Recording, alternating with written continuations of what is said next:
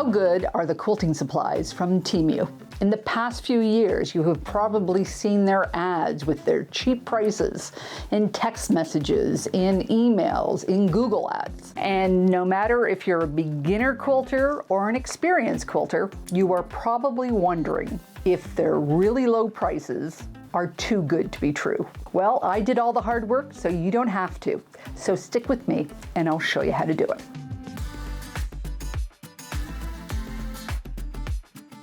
Hi, I'm Karen Brown of Just Get It Done Quilts. I give you tips, tricks, and strategies to help you make the quilt that you want to make. And if you like what you see, please click that subscribe button. There are many criteria that we use in evaluating a purchase. And today, we are focusing on price. And if you're focused on price, Temu is one of the least expensive places you can purchase from. Temu is located in China and it works similarly to Amazon. And I am reviewing the cheapest quilting items I can find and see how they stand up. And note, this video is not sponsored by Temu, nor do I have any affiliate links, and I personally purchased all the items that you're going to see today. So let's start with our cutting tools. So I have purchased 2 cutting mats, this 28mm rotary cutter, these rotary blades, and these thread snippers. Let's start with these rotary blades. These are exactly the same rotary blades that you buy on Amazon. Both have over 100 different suppliers, and they should come with this triple indent in the middle, and that will fit most of the rotary cutters on the market. However, you are getting an excellent price at the cost of delivery. Instead of next day delivery, here in Toronto, it's about 10 to 14 days. Next, I have this 28mm rotary cutter. The stickers are a little bit askew, but otherwise it's what you expect. The packaging shows that it's working with a couple of different types of blades, but honestly, I have never seen those blades in 28mm.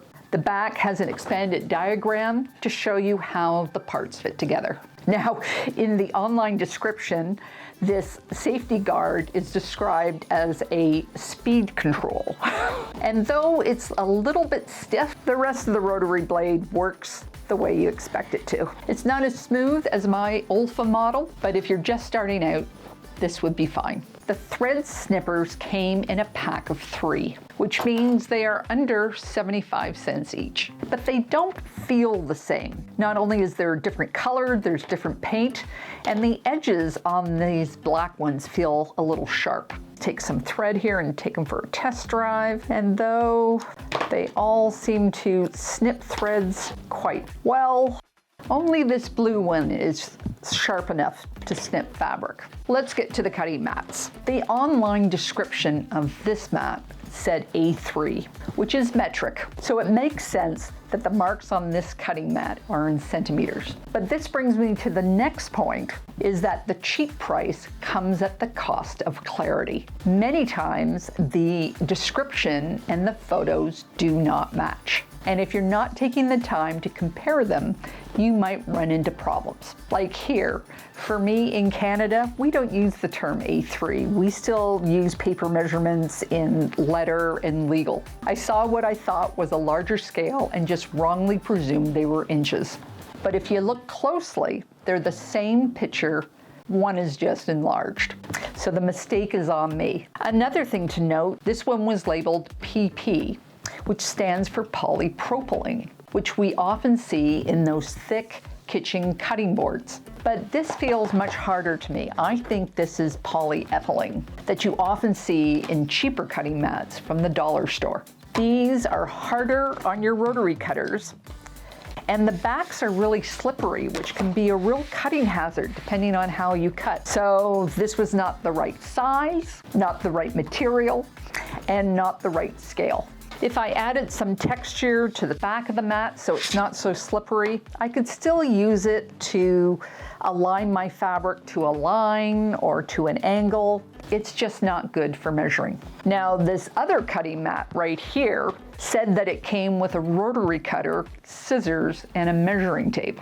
but it just came with the mat. And I have found on Temu with these low-cost items, it's pretty painless to get a refund. You just go to your order, click on refund, click on the item you want to return, then you need to supply a photo, a reason, and a brief description.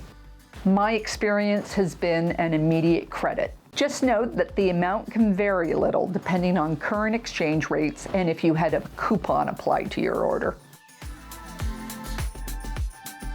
Okay, so let's look at some ironing stuff now. And these are the prices that I paid. Start with this ironing mat. I mean, it's really hard not to laugh when something like this happens. And there's a reason why ironing mats are this thick. Now, if I go back and look at it online, I do see that there's one photo that shows it as thin as it is. But these other photos are just stolen from some other supplier. This is a fail at any price. So this mini iron was one of my most expensive purchases at $33.69. It does come with a brief user manual, and it comes with this mini stand with holes so that you can store your iron on it, whether it's hot or cold when not in use. Now they do provide this bag to keep it all in, But I preferred to purchase this case to keep it in so this could travel fairly nicely. It came with this strap for the iron and this other tie for the cord, but I found that I had to play around with the layout to get it all to fit in. It did come with this very feeble hanging strap. So let's take it for a test drive. So according to the directions, you have to hold down the power button for 3 seconds, and then you can choose your temperature. And like most irons, it's going to flash until it reaches temperature. And it has an automatic shut-off at 10 minutes and no steam. Though it does come with this mini spritz bottle that you can put starch or water in. Not a bad little iron. Does it get hot enough to make some steam? Yep.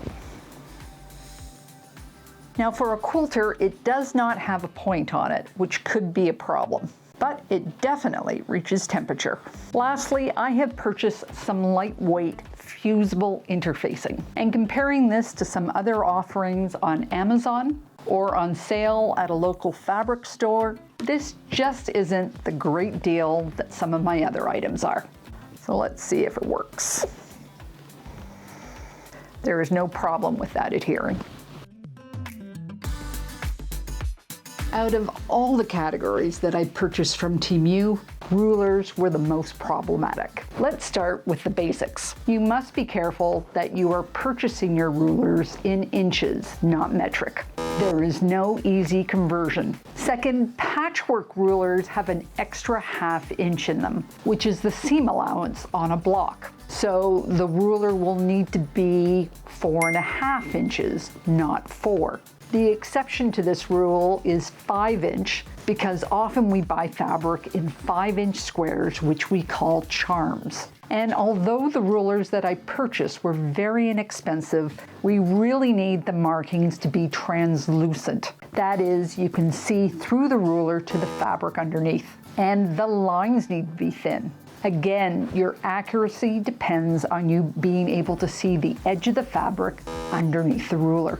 And the fourth trait is that you want your rulers to have some texture on the bottom of it so that they do not slip while you're using your rotary cutter. And lastly, they need to be thick, at least 1/8 inch thick, so that your rotary blade sits nice and snug against it and doesn't jump off over the ruler. So this ruler is in centimeters and is not very useful for quilters. You can use it as a template to cut all your blocks the same, but if you are using a pattern, it's just not going to work. And these, though they are not perfect, are okay for a beginner quilter whose need for accuracy is just close enough. But be sure to tack something to the bottom of them so that they do not slip on the cutting mat. Now we're moving on to specialty rulers. These rulers here are copied from a specialized ruler designed for a specific technique or block, and are copied by people who know nothing about quilting. So look at this ruler here. This ruler is a knockoff of the Stripology ruler. This is a series of rulers designed by Gudrun Erla. And they were designed to make cutting strips not only easier, but she has books and courses designed to support these rulers. There are supposed to be cutouts through this ruler, and as you can see, there's none here. It's a totally flat piece of plastic. It is a total fail. I'm getting a refund. This ruler here was designed to cut out quarter square triangles out of strips. The original ruler was for 4.5-inch triangles. This one makes no sense. They shrunk it down, but they did not realize that patchwork needs a 1/4 inch seam allowance. And this hole down at the bottom, it can't cut the strip without hitting the side, which is going to nick your rotary blade. These are going to finish at 1 inch and 7/8, which is way too small for most of us. Another fail. Here is another ruler that was shrunk without thinking. Now these dots are supposed to represent 1 inch, and you can see they don't correspond to anything. It actually should be this size. And the seam allowance is in 1/4 inch. And lastly, we have rulers for quilting. That is when you sew the top of the fabric through the batting to the back and sandwich those fabrics together. These rulers need to be even thicker. They need to be 1/4 inch to stop the ruler from slipping under the presser foot, where a whole bunch of nasty things can happen. These are so sad and dangerous. They're not even 1/8 inch, so I can't even use them for cutting my patches. Totally wrong on these ones, and I'm getting a refund. So with these specialty rulers and any of these designer rulers, it comes down to a matter of ethics. Price may be your main concern, but there are designers behind these specialty rulers who have invested time and effort and try to support those rulers as well. Accessories can be some of the best deals on Temu because they're the exact same product that we purchase locally. There are just no distributors in between to mark up the price. For instance, these 4 disappearing ink markers were the same price as one locally. These tweezers that I like to use to clean my sewing machine or help me thread my serger are cheaper than the ones I can buy from the dollar store. These plastic stilettos, not only do I use them to hold my fabric, but I do love this plastic point to help me pull out the papers in foundation paper piecing. And these clips I use all the time in my bag making and my binding for a fraction of the price that I buy them here. Unfortunately, there are a couple of accessories that this does not hold true. So these stitch rippers are less than $1 each, but they do not do the job as well as I want it to.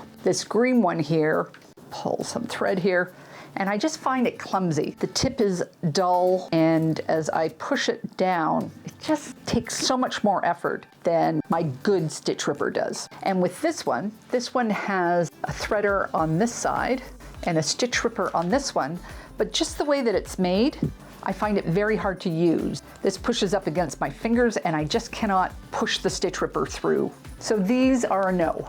Pins and needles I also find problematic. They're probably missing a quality control step, and I find that many of the points will have burrs on them. So check them and pull them out right away so they don't damage your fabric. Thread is also something that you do not want to buy on the cheap. These cotton threads are linty even before I unwind them, and you can feel that the thread is not even, and it even has a couple of neps in it. And you can find that they often snap really easily. So this is not a place where you want to scrimp. For all your hard work making a quilt, you don't want it falling apart due to bad thread. Honestly, with fabric so expensive these days, I was really hoping that I could give you a less expensive option. So when I looked online, I tried to stay away from the ugly fabric, and I thought that I had chosen some really decent pre-cuts. Unfortunately, That feeling did not last after I unwrapped them. So I chose these squares, which are just a little bit bigger than charm squares. And I chose these strips, which are 2.5 inches, and they're half width of fabric. But once I unwrapped them, I found instead of a woven, they feel like more of a twill. And they were so slippery, I actually took them outside and did a fabric test. And they are 100% cotton. Slightly heavier than what I'm used to using. And I pre-washed this one and found that the shrinkage was normal. However, if you take a look at these fabrics, you will find that they are just all over the place. So we have this one, and there, and little kids, and fancy flowers. And I just don't think that there's enough cohesion between them to use all in the same quilt. Both this one and this one were cut from the same stack. So at least I have one piece of each. So maybe I can subdivide this into 2 quilts instead of just one. Now I just love the honeybee theme in these fat 8s. But as soon as I touched them, I knew they were polyester. It does say right in the description. I almost always check the material, but I guess the pretty theme distracted me. So I'm not going to use these in quilts, but I'm sure I can find something else I can make with them. So this is a stack of 56 10-inch squares. There are 8 different colors, and they have 7 different versions of the same color. Some are large scale, some are small scale, and they're different values. And I thought they were a good deal until I opened them and found how rough they were. Even after pre-washing this one, it is still very rough. I know many of you cannot afford the fancy quilting cottons anymore, and you might think this is all you can afford, but I think a better strategy would be to comb the discount bins, the clearance aisle, garage sales, or even upcycle clothing first, as you really want your quilt to be soft. And this last one was a mistake with a capital M. This is a stack of 7 orange 10-inch squares. But the weave on the fabric is so big, I think you could stick a pen through. And when I pre-washed this one, not only did it go totally out of square, the ink ran. So this is a flat out no. So you need to be aware that as soon as you purchase one thing, the Temu algorithm is offering up to you so many quilting and quilting adjacent items. And if you're like me, once you put one item into your cart, it's really easy to start putting others in. Such as, here's an apron. One size fits all. These beads. I saw this photo and thought that they also came with little containers. They are just all loose. And not being familiar with beads, I also didn't realize how tiny they were. This embroidery kit. I can see now by this photo that they've stolen this off of some designer's website. And as you look at the components, you realize that these color of felts are never going to give me this look here. I grabbed a stitch book for me to make out of my embroidery stitches when I finally get around to doing them again. I have some sashiko templates. By these numbers, I'm really going to have to commit to it. And this Mandela kit. I have never made these patterns on rocks before, though I'm really attracted to the Instagram feed, so I don't even know whether this is a good deal or not. Basically, it was a lot of stuff I didn't need. So be on high alert. Next year's declutter challenge is just around the corner, and you don't want to bring in items that are going to crowd you and slow you down. So you need to be aware of the constantly changing prices on this site. Today, this one's on a mega sale. Tomorrow, it might not. This one is on a special deal because it says it's one of the last ones in stock. But tomorrow, you might be able to find it cheaper from another vendor. There's also holiday sales and lightning deals, so price is a constantly moving target. So I'm giving you a warning here. If you put an item in your cart, but you do not purchase it for a couple of days, you could be charged a different price. And I found this out the hard way. The prices also change daily depending on the current foreign exchange rates. And those rates have been on a roller coaster since January. So I recommend when you add an item to your cart, take a screenshot and use it to double check the price before you purchase. There are all these games of discounts and coupons that at the end amount just to coupons off, like $20 off this purchase or $15 off. And they also want your phone number and your friends' emails. With Temu, as well as other platforms, we are already taking convenience and price at the cost of our privacy. They're gathering data from our purchases, including when and where, and using it for their own means. Giving them your cell phone number just is an invitation for more spam. And for some people, it's hard to stop. Well, this was all a lot. I hope you liked this video, and if you did, please leave your comments down in the notes. If sewing is expensive for you, take a look at my quilting hacks playlist. And if you want to improve your quilting, take a look at my tips and tricks playlist. I'll leave them right here. Take care, and I'll see you next time.